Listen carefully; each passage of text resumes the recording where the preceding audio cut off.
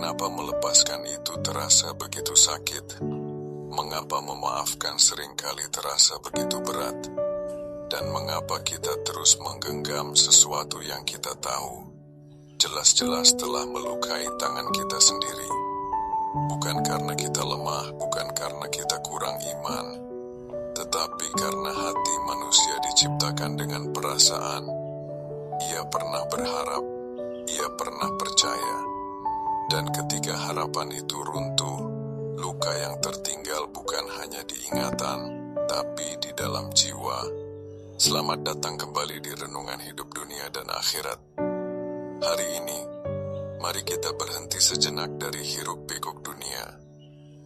Mari kita duduk bersama hati kita sendiri dan jujur pada diri kita tentang luka yang belum sembuh, tentang keikhlasan yang belum selesai, dan tentang beban yang selama ini kita pikul sendirian.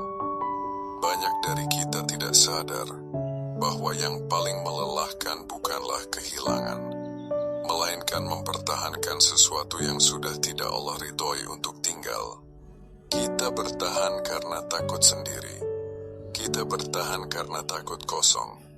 Kita bertahan karena berharap suatu hari nanti yang melukai kita akan berubah. Padahal semakin erat kita menggenggam sesuatu yang salah, semakin dalam luka yang tercipta. Ibarat menggenggam duri, bukan durinya yang salah, tetapi tangan kita yang menolak untuk melepaskan. Saudaraku, tidak semua yang pergi adalah kehilangan, dan tidak semua yang bertahan adalah anugerah. Kadang Allah menjauhkan seseorang dari hidup kita, bukan karena dia membenci kita, tetapi karena dia ingin melindungi hati kita dari luka yang lebih dalam. Allah tahu, jika sesuatu itu tetap tinggal, ia akan merusak iman kita, menggelapkan pikiran kita, dan menjauhkan kita dari ketenangan yang seharusnya kita rasakan. Lalu mengapa memaafkan itu terasa begitu berat? Karena memaafkan bukan tentang melupakan, bukan tentang menghapus rasa sakit begitu saja. Memaafkan adalah perjuangan melawan ego, melawan keinginan untuk membalas, dan melawan suara hati yang berkata, "Aku tidak pantas diperlakukan seperti ini." Namun, dengarkanlah ini baik-baik. Memaafkan bukan untuk mereka. Memaafkan adalah hadiah untuk diri kita sendiri. Saat kita memaafkan, bukan berarti luka itu tidak pernah ada, tetapi kita memilih untuk tidak lagi hidup di dalam luka itu. Dan disinilah rahasia besar kehidupan yang sering terlupakan. Kebahagiaan sejati tidak selalu datang dari apa yang kita miliki, tetapi dari apa yang berani kita lepaskan. Karena Allah, kita sering ingin semuanya berjalan instan dan selalu sesuai dengan rencana kita. Kita berdoa, tapi tanpa sadar, doa itu berubah menjadi tuntutan.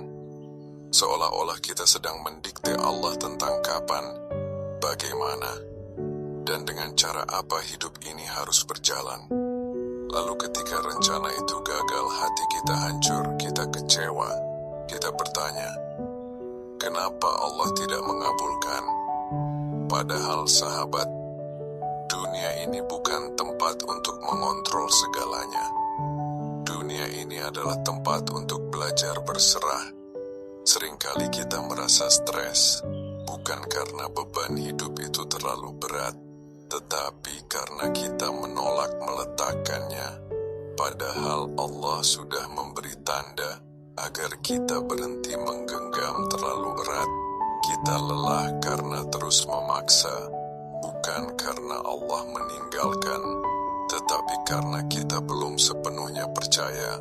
Dan saat kita benar-benar berserah, disitulah hati mulai tenang karena kita sadar tidak semua harus kita kendalikan, cukup kita serahkan. Pernahkah kamu dikhianati atau diremehkan? Manusia semakin hari semakin sulit merasa tulus. Tapi ketahuilah, setiap luka yang kamu terima adalah cara Allah mematahkan ego kamu. agar cahayanya bisa masuk.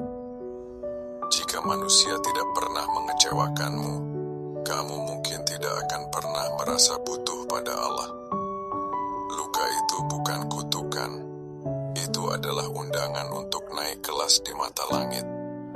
Bayangkan kamu sedang di bandara, hanya membawa satu koper. Jika koper itu hilang, kamu sedih.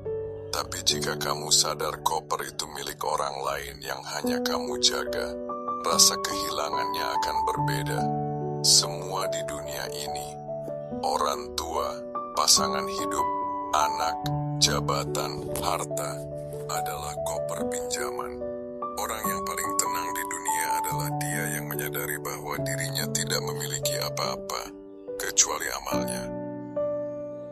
Mari kita belajar berkata, Inna lillahi wa inna ilaihi raji'un. Bukan hanya saat ada yang meninggal, tapi saat harapan kita yang mati.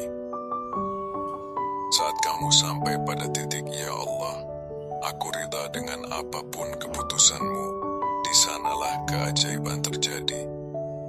Seringkali saat kita berhenti mengejar, hal itu justru datang menghampiri. Bukan karena kita beruntung, tapi karena hati kita sudah cukup kuat untuk menerimanya tanpa menjadi sombong. Akhirat adalah tempat di mana ketulusan kamu dihargai dengan harga yang tak terhingga. Lepaskanlah beban yang bukan milikmu. Maafkanlah mereka yang bahkan tidak meminta maaf padamu. Bukan untuk mereka, tapi untuk ketenangan jiwamu menuju pulang. Jika kamu merasa video ini adalah jawaban atas doa-doa kamu semalam, tuliskan "Aku ridha" di kolom komentar. Mari kita buat komunitas ini menjadi tempat saling menguatkan. Sampai jumpa di perjalanan pulang selanjutnya.